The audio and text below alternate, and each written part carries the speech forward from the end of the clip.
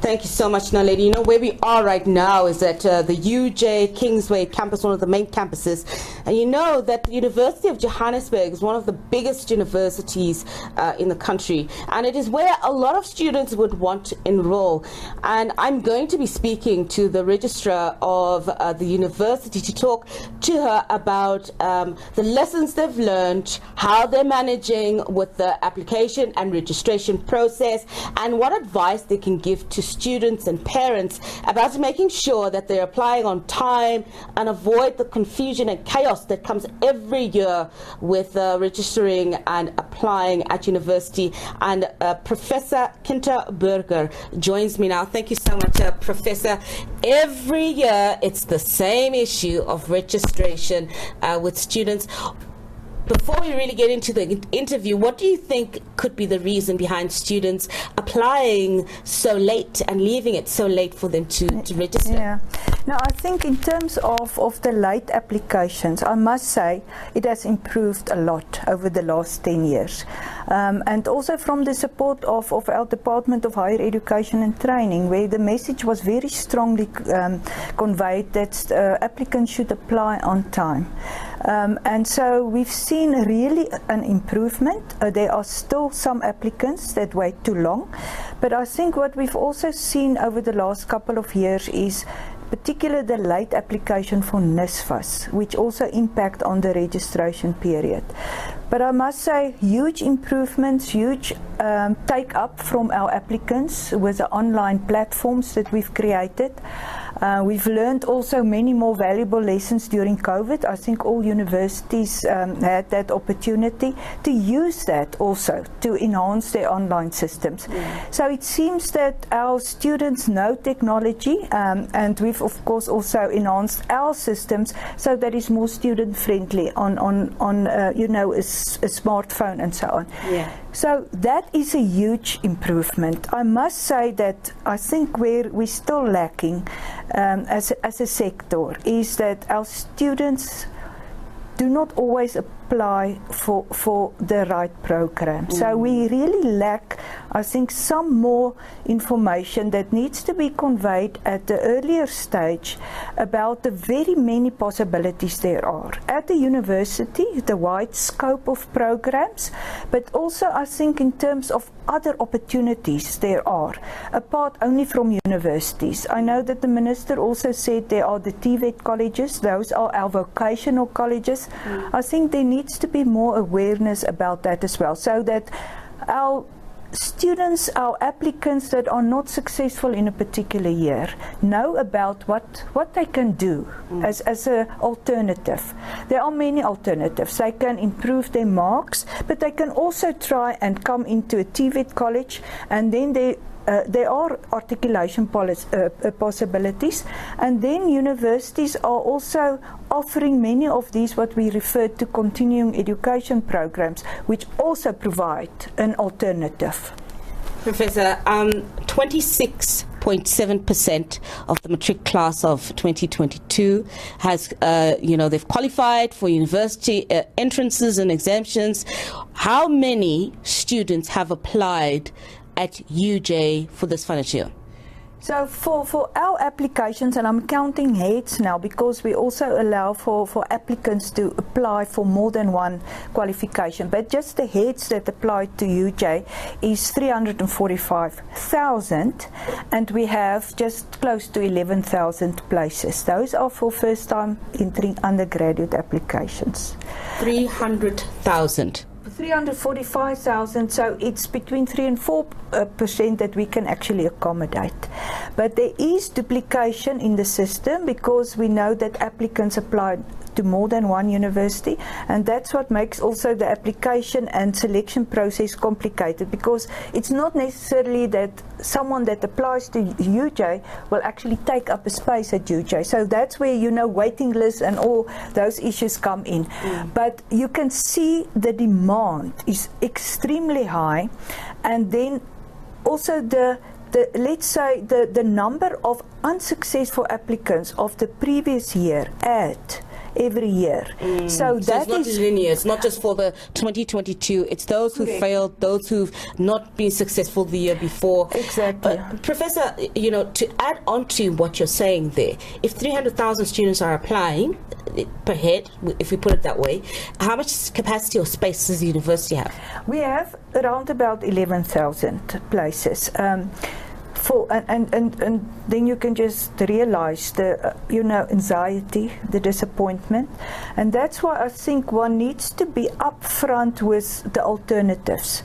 Now we know about the alternative of our Central Application Clearinghouse, the so-called cash, where you can, if you didn't get into a particular university, maybe submit a late application to another university, and we also try to steer our unsuccessful applicants to our additional programs, some of them online, which in most instances also have an articulation route. In other words, a route. It may be not straight from A to B for graduation, but you can have a certain route, and it adds to their CVs. They can maybe do these programs that are not so much contact based, while they also do some work.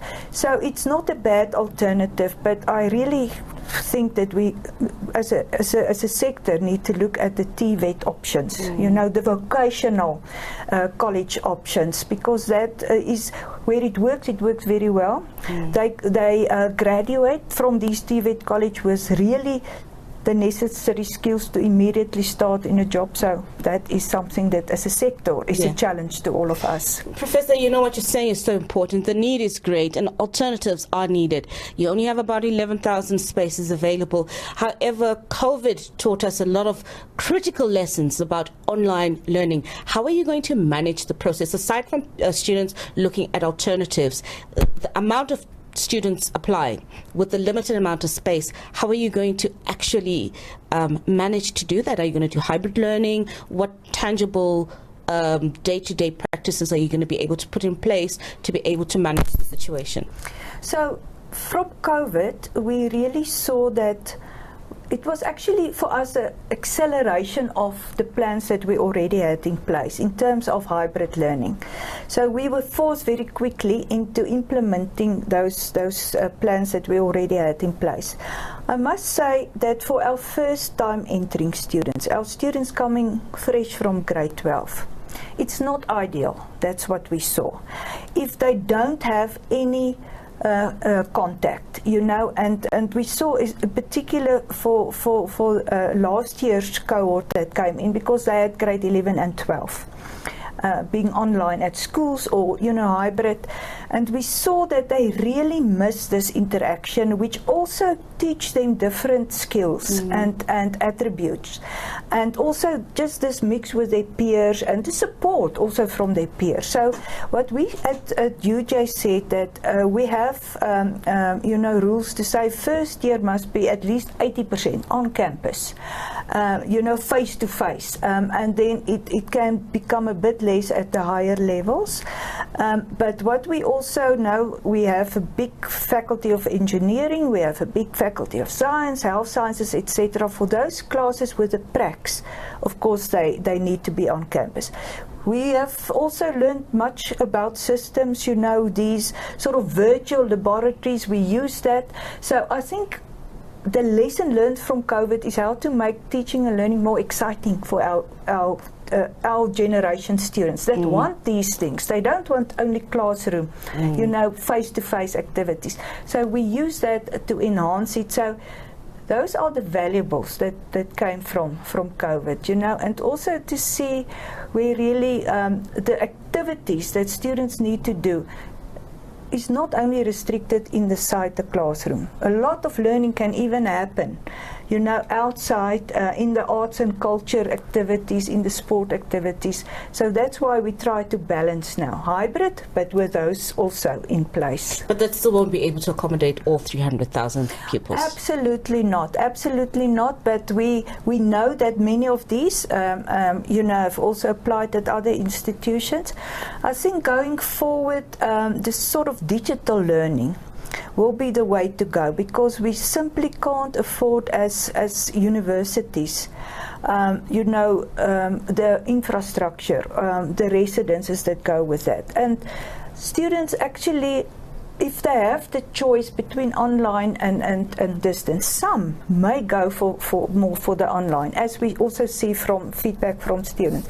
So I think going forward is to make sure that we allow for these, with the same absolute scrutiny of quality. We should not. It should not become a lesser or a less, let's say, accredited qualifications. All these qualifications need to be accredited. But that's how I see we can actually accommodate. And I mean, we can work with other universities, nationally, internationally. So some modules may be offered, by another university. So I think those are the exciting things that we have already implemented some, but there's opportunity to expand on that. Professor, what you said a little bit earlier about the students picking up on the digital movement that UJ is moving towards, it's such a great sign, especially considering that with your application process, you have a call center for that, and it helps you minimize the walk-ins that you have here. Absolutely. I'm happy that you asked about the call center. So the call center, we've implemented for the last 10 years, 100 operators during this time. It's our own students, so it's also, we use the same students, and later on they know more about what to answer than we do. So it's for us also empowering exercise for our own students. But for the last 3 years, we've implemented a chatbot. Now, that is also the new way to go, because this chatbot can answer questions about almost any inquiry that the student would like to know. My financial statement, residence status, application status, my timetable. And so we've implemented all that, and huge plans to expand on that, integrating with WhatsApp, etc. So I think again, lesson learned from COVID, because we had to do digital certificates for our students. When they graduate, they can get their digital certificate. It's already verified. They can send it to a third party free of charge anywhere in the world, 24 hours. So I think those things is we're not going to go back. We're just going to go forward and enhance those processes more. Before we get into the lessons learned, what advice would you have to students about ensuring, and you made such an important point about the different programs that you offer, and students not applying for the right program. What advice would you give them in terms of being able to, already from grade 11, start getting sort of a sense and, really doing their own research from matric about what works best for them with the subjects that they have? What advice would you give to them in terms of that, just to also help streamline that process for themselves as well? I think you've actually summarized it already. That they need to start researching from an early stage. We know that if you're at grade 11 or 12, it's a difficult decision to make on your career. So you would rather look maybe at qualifications that will give you maybe a broader opportunity to go into a certain direction, unless you are very sure about exactly what you want to do. But I think make use of resources. We have, even on our online application process, there's a survey that you can do to try and see what's your interest, and once they got some sort of idea, there's a recommendation from this system on these other qualifications. There are many more of these. The universities also offer these career guidance. We have visiting days, so use that. Come to universities, speak to the deans and the colleagues that are available on these days. Come and ask questions, and even just before you register, I know that there's also orientation, and we can't allow all sorts of cancellations and new programs, but we will also allow for a short period where, if it's not major, you can change. And I think all that needs to be used. But I think the most important thing, if I can say this, is before you make your final decision on subject choices, when you enter, just before you enter grade 10. The doors are less open if you do maths literacy than if you do mathematics, for example. So if you can make the right choices at that stage, it will already enable you a wider option. Professor Kinta, before I let you go, 2 quick things. Have you had conversations with NSFAS to confirm that they would be paying for the kids that have applied? I was so worried about NSFAS this year because we had many talks about new criteria that will apply, etc. It was not implemented for this year. And every year it is a challenge, you know, because there's late applications to NSFAS, and we also want to those that approve, get them in. And sometimes places are already done, filled when they get that. So then it's a challenge to see what plans we can make. NSFAS this year, and with the university, we've unblocked, and I can share this, I'm so happy about it, 34,000 already NSFAS applicants for registration. So we are, this year, for the very first time, at this stage, we have received about 90,000 of our potential NSFAS approved applicants, new ones coming in, and continuing students have already been approved. They've been already unblocked. So for me, this is actually a good year for NSFAS. We are happy at this stage. It's still because the lines are busy, etc. So I'm not saying there's no challenges, but it's going well. And we believe it's now only these very late ones, because NSFAS allowed for late applications for NSFAS until the end of Jan. So it's about from the 25th of January, those that have come in as late, that we still need to process.